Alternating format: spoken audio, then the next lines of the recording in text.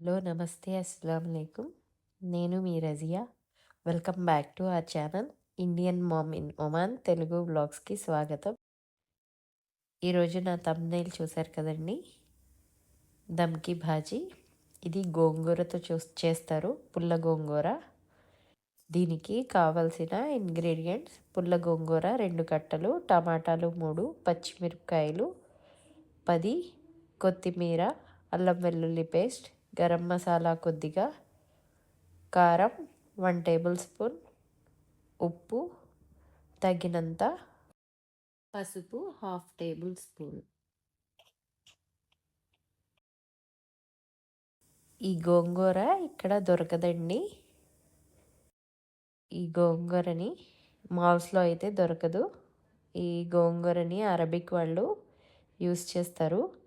వీళ్ళు ఆకులను అయితే యూస్ చేయరు, కానీ గోంగూర చెట్లకు ఉండే కాయల్ని యూస్ చేస్తారండి.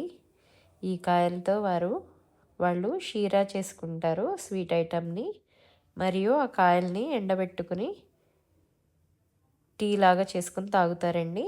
ఇక్కడ అరబిక్ హౌస్ వాళ్ళ ఇంటి దగ్గర ఈ గోంగూరని అడిగి కోసుకుని వచ్చాను నేను.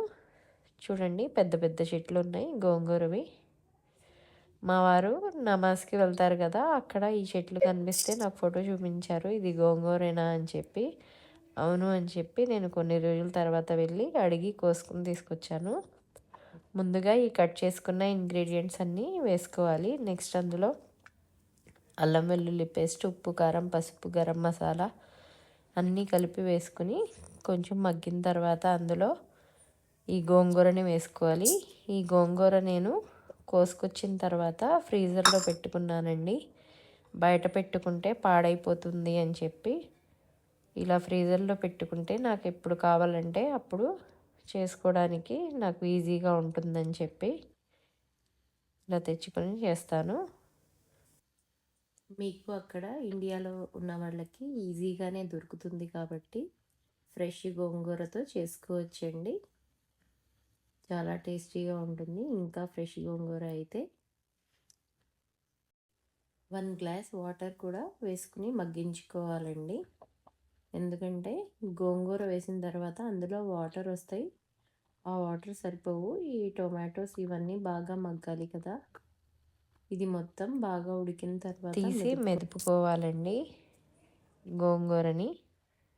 గోంగూర ఎంత మెత్తగా మెదుపుకుంటే అంత టేస్టీగా ఉంటుందండి. ఆకులాగా టమాటాలు చేసేస్తే టేస్ట్ అనిపించదు.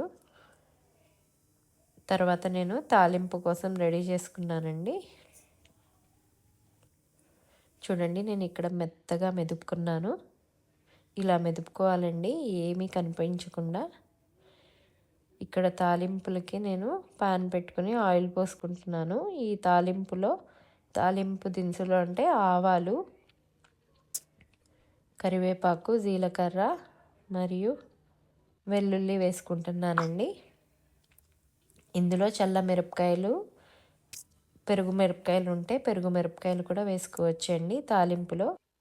తాలింపు బాగా ఎర్రగా అవ్వాలండి. ఈ వెల్లుల్లి అనేది ఎర్రబడాలి. ఎర్రబడితే ఈ తాలింపుతోనే గోంగూరకి ఇంకా టేస్ట్ వస్తుందండి.